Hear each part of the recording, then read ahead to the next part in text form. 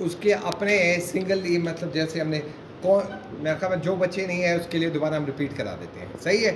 Table of content में क्या होता है कि सबसे पहले आपको एक ब्लैंक पेज लेना पड़ता है। उसके लिए आप जैसे आप किताब बनाते हैं, किताब में फ्रंट पेज पे आपने देखा होगा जिसमें मल्टीपल टॉपिक्स होते हैं, हज़ारों टॉपिक्स होते हैं जिसमें उनके बारे में डिटेल होती है। जैसे हम लिख रहे हैं, सपोज यहाँ पे हम यहाँ पे किसी एक टॉपिक के ऊपर लिख रहे हैं, किसके बारे में, कायदे आज़म के बारे में। किसके बारे में, कायदे आज़म के बारे में। अब कायदे आज़म के बारे में हम लिखते हैं, कायदे आज़म को हम क्या कर, कायदे आज़म हो गया, कायदे आज़म के बाद हम क्या कर रहे हैं, कोई एक दूसरे टॉपिक के ऊपर हम लिख रहे हैं। मैं सब तो अल्लामा इकबाल लिख रहे हैं, कायदे आज़म लिखा, अल्लामा इकबाल लिखा। हम क्या करेंगे, ये जो अल्लामा इकबाल के बारे में हम लिख रहे हैं, यहाँ पे हेडिंग में इसको हम सिर्फ हेडिंग दे देंगे। क्लियर, क्या दे रहे हैं, हेडिंग दे दी, ये हेडिंग दे दी। नेक्स्ट हम आए, कायदे आज़म के ऊपर आए, इसे भी हमने क्या दे दिया, क्या दिया, हेडिंग दे दी। हमने सिर्फ सिंपली इसको हेडिंग में सेलेक्ट किया। मज़ीद हम आए, सपोज यहाँ से हम कोई एक नया पैराग्राफ शुरू कर रहे हैं और यहाँ पर लिख रहा हूँ रहमान बाबा के बारे में। किसके बारे में, रहमान बाबा के बारे में लिखा कि भाई यार ये 3 शख्सियात हैं, इनके बारे में हम क्या लिख रहे हैं, टॉपिक हमने लिख लिया। अब आसान सी बात है, हम सिंपली यहाँ पे जाएंगे, हमारे पास रेडीमेड, हमारे पास यहाँ पे टेबल ऑफ कंटेंट, यहाँ पे ऑप्शन माइक्रोसॉफ्ट ऑफिस ने दिया हुआ है। हम सिंपली इसको सेलेक्ट करते हैं, कोई भी एक पैटर्न हम उठाते हैं कि भाई हमें इस नौइयत का हमें क्या चाहिए, टेबल ऑफ कंटेंट चाहिए। अब अगर मैं यहाँ पे क्लिक करूँ और सिंपली कंट्रोल का बटन दबाऊँ और मैं क्लिक करूँ तो ऑटोमेटिक मैं कहाँ जाऊँगा, किधर जाऊँगा, कायदे आज़म के टॉपिक पे जाऊँगा। अब कायदे आज़म के टॉपिक पे आया, सपोज मैं बोलता हूँ कायदे आज़म के ऊपर मैंने अगले पेज पे मैं यहाँ पे आया, मैंने लिखा इसकी पर्सनल लाइफ के बारे में। किस बारे में, पर्सनल लाइफ है। मैंने कहा पर्सनल लाइफ है, हाँ भैया पर्सनल लाइफ में मैं आया, मैंने इसे हेडिंग नंबर 2 कर दिया। क्या किया, हेडिंग नंबर 2। अब देखो यहाँ पे हम देखते हैं, चूँकि टॉपिक एक है ना, तो इसको हम क्या कर रहे हैं, रेफरेंस में इसे हम क्या कर रहे हैं, अपडेट कर रहे हैं। इंटायर टेबल तो ये अपडेट हो जाएगा और ये हमारे पास पर्सनल लाइफ भी आ जाएगी। क्लियर, बात समझ में आ रही है। अब हम पर्सनल लाइफ में मैं बोलता हूँ, suppose personal life in Karachi, सही, इन कराची, सही है। तो कराची में कैसी थी पर्सनल लाइफ इसकी, हम यहाँ पे सिंपली इसको क्या करेंगे, हेडिंग नंबर 3 देंगे।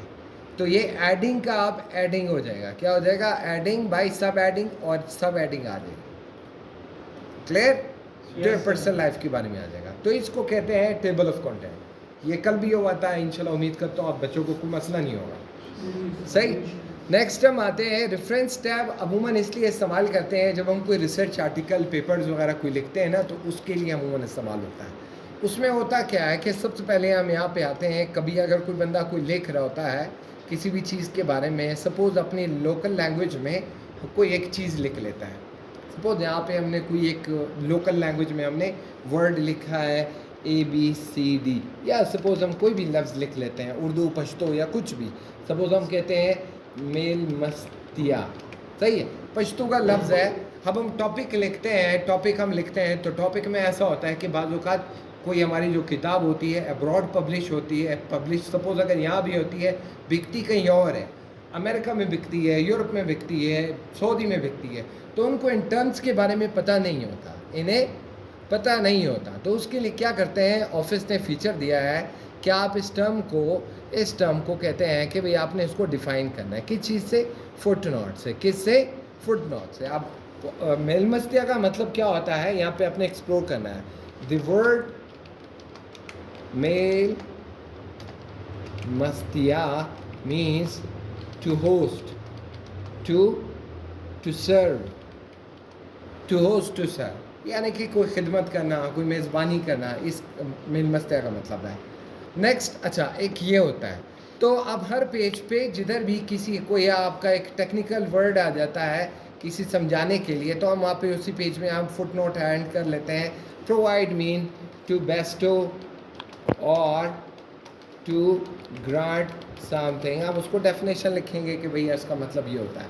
तो अगला बंदे को जब वो पढ़ेगा तो उसे पता होगा कि भैया फलां चीज़ के बारे में हमने पढ़ा, इसका मतलब क्या है, मतलब क्या है, to grant, to bestow, to give, ये इसका मतलब होता है। फिर कैसे मालूम होगा कि उस वर्ड का मानी हुआ है? तो बेटा ऊपर लिखा है, जैसे हम माउस कर्सर रखेंगे वहाँ देखो क्या लिखा हुआ है, दोनों जगह में, ऊपर भी नीचे। क्लियर, बात समझ में आ रही है, कोई मसला। अब यहाँ हम क्लिक करेंगे तो क्या बोलेगा, सही, तो आपको डेफिनेशन बता देगा। क्लियर। अब नेक्स्ट हम आते हैं, अच्छा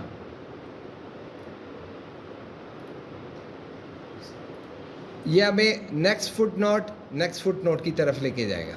अच्छा अब हम इस वक्त तो रीडिंग है, रीडिंग को हम सिलेक्ट करते हैं और हम कहते हैं कि भाई इसमें एंड नोट दे दो। एंड नोट क्या होता है कि जब आपकी कंप्लीट डॉक्यूमेंटेशन जब आपकी सारी कंप्लीट हो जाती है, आप चाहते हो कि यार मैं शुरू में बंदे को नहीं, मैं एंड में बताना चाहता हूँ कि यार ये कंप्लीट मेरे डॉक्यूमेंट्स के बारे में कि एक छोटी सी रिव्यू है फलाना चीज़ का, मतलब आपको मैं पूरी जो डिक्शनरी, पूरी जो वर्ड्स है, पूरी जो मीनिंग है, पूरी जो हिस्ट्री है वो आपको एंड में मिलेगी। तो हम यहाँ से उसी लफ्ज़ को सिलेक्ट करते हैं और यहाँ पे एंड नोट ऐड करेंगे और यहाँ पे डालेंगे कि भैया रीडिंग मीन टू व्यू और टू नरेट, क्या नरेट। अब ये उसका डेफिनेशन कहाँ जाएगा, तो डेफिनेशन उसकी वहीं पे चली जाएगी। तो foot note previous foot note की तरफ जाएगा, प्रीवियस फुट नोट तो उससे पुराने foot note, next and note तो एंड नोट की तरफ चला जाएगा और आपको बताएगा कि एंड नोट्स कौन से हैं। क्लियर। तो नोट्स के बारे में बताएगा। बात समझ में आ रही है। व्यू फुट नोट्स या एंड नोट्स, आपने फुट नोट या एंड नोट देखने हैं तो यहाँ पे एंड नोट भी दिखा देगा और फुट नोट भी दिखा देगा। क्लियर। बात समझ में आ रही है। अच्छा नेक्स्ट है इंसर्ट कैप्शन। इंसर्ट कैप्शन क्या होता है, इंसर्ट साइटेशन। इंसर्ट साइटेशन क्या होता है कि अगर आपने देखा होगा, सपोज कोई एक पैराग्राफ आप देख लेते हो, कोई एक रिसर्च आर्टिकल में से देख लेते हो, कोई एक इंटरव्यू में देख लेते हो, किसी फिल्म में देख लेते हो, कहीं भी आप पढ़ लेते हो या किताब में पढ़ लेते हो, तो इन टेक्स्ट साइटेशन ये होता है कि उसमें एक जेन्युइन हवाला दिया जाता है। जेन्युइन हवाला कैसे होता है कि हम डालते हैं कि यार ये जो पैराग्राफ है मैंने उठाई है कहाँ से, मैं सोर्स आपको बताता हूँ, न्यूज़ सोर्स है, कहाँ से, मैंने कहा यार नया सोर्स में ऐड करता हूँ, मैंने इसे पढ़ा था कहाँ पे, बुक में पढ़ा था, बुक के फलां सेक्शन में पढ़ा था, आर्टिकल में, रिपोर्ट में, फलान में, आर्ट में, फिल्म में, इंटरव्यू में, या पेशेंट के ऊपर, या स्पेशल केस था, या मिसलिनियस था, या परफॉर्मेंस था, या कुछ भी आप बोलो। क्लियर। आया कि वेबसाइट है या फलां चीज़ है, जो भी है। तो यहाँ मैं हवाला देता हूँ कि यार मैंने बुक में पढ़ा था, कौन सा ऑथर, बुक का कौन था। सपोज मैं बोलता हूँ कि यार ऑथर जो था वो कौन था, मुदस्सिर था। क्या कौन था, मुदस्सिर था। टाइटल क्या था, टाइटल में बोलूँ कि क्या कोई टॉपिक, बुक का जो टाइटल था वो क्या नाम, किस नाम के ऊपर था। मैं बोलता हूँ यार उसने टॉपिक उसका था बिहेवियर, क्या बिहेवियर। ऑथर बुक ऑथर कौन था, सही, बुक ऑथर ख़ास किसने लिखी थी, एक ऑथर था, एक बुक ऑथर, यानी कि बुक ख़ास तौर पे ओवरऑल बुक किसने लिखी। अगर ये टॉपिक किसी और का है तो बुक किसने लिखा। मैं बोलता हूँ यार वो भी मुदस्सिर था। कौन था, बुक टाइटल क्या था, अगेन बुक टाइटल पे आए, पहले टाइटल जिस चीज़ के ऊपर, बिहेवियर के ऊपर बात की, फिर बुक टाइटल के ऊपर, ह्यूमन बिहेवियर यानी कि इंसानी रवैया किताब का नाम था और टॉपिक जो था बिहेवियर के ऊपर था। साल कौन सा था, मैंने कहा 2025 में लिखी थी किताब। पेजेस उसके कितने थे, 1000 पेजेस थे। और सिटी कौन सी थी, मैं बोलता हूँ क्वेटा से लिखी। कहाँ से, क्वेटा से। पब्लिशर कौन था, जंग न्यूज़ वाले। क्लियर। तो हमने ओके कर दिया। बात समझ में आई। अब ये मुझे बताएगा कि यार ये देखो इंटेक्स हमने साइटेशन हमने यहाँ पे ऐड कर दिया। तो अगला जो भी कहेगा, अच्छा अभी इसके आगे हम आते हैं। आगे क्या होता है, सपोज़ ये चीज़ आपने कोई किताब में पढ़ी, नेक्स्ट हम आते हैं, सपोज़ हम यहाँ पे कुछ भी कर लेते हैं। सपोज़ हम बोलते हैं कि यार ये पैराग्राफ मैंने ख़ास तौर पे एक दूसरी जगह पे पढ़ी थी, मैनेज सोर्स या इंसर्ट साइटेशन।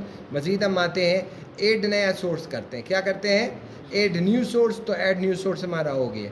हम बोलते हैं कि यार ऐड अच्छा ऐड न्यू प्लेस होल्डर, क्या, अच्छा न्यू सोर्स पे हम कर लेते हैं, ऐड न्यू सोर्स। मज़ीद हम सोर्स पे आए, सोर्स में आने के बाद सपोज हम बोलते हैं कि पीरियडिकली हमने कोई एक आर्टिकल में ये देखा था, ये रिपोर्ट में देखा था। रिपोर्ट आएगा कि भैया रिपोर्ट का ऑथर कौन था, मैं बोलता हूँ ABC ये ऑथर था। और टाइटल क्या नाम था, नाम क्या था बुक का, ये आर्टिकल का नाम क्या था, रिपोर्ट का नाम क्या था। मैं बोलता हूँ यार सर्वे थी, क्या थी, सर्वे इन बलोचिस्तान। ईयर कौन सा था, 2025। और पब्लिशर कौन था, मैंने कहा वही जंग न्यूज़ वाले।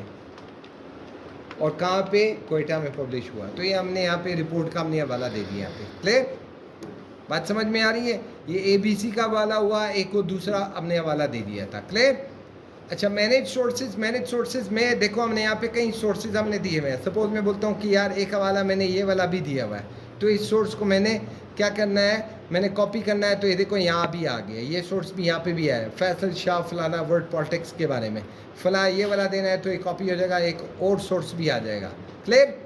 तो यानी कि जितने आपके साथ सोर्सेज है आप यहाँ से सोर्स आप दे सकते हो। कि अगला हम बोल लेते हैं कि भाई हमने यहाँ पे कोई फलाना कोई एक और हमने यहाँ पे देनी है, मैं बोलता हूँ यार ये मैंने जोसेफ के किताब में पढ़ी थी। क्लियर। या हम कुछ और दे देते हैं कि यार मैंने जो सोर्स दी है ये मैंने मुद्दसर फैसल शाह के किताब में मैंने पढ़ी थी। बात समझ में आई। अगर डायरेक्ट लिखती तो क्या हो? तो बेटा हम ये देख रहे हैं ना, आप ये देखो सिस्टमेटिक वे होता है। जब भी आप कोई चीज़ आप लिख रहे हो ना, रिसर्च आर्टिकल, तो डायरेक्ट नहीं लिखा जाता है, पहले हवाला दिया जाता है, फिर उसकी बिब्लियोग्राफी रेफरेंसेस होते हैं।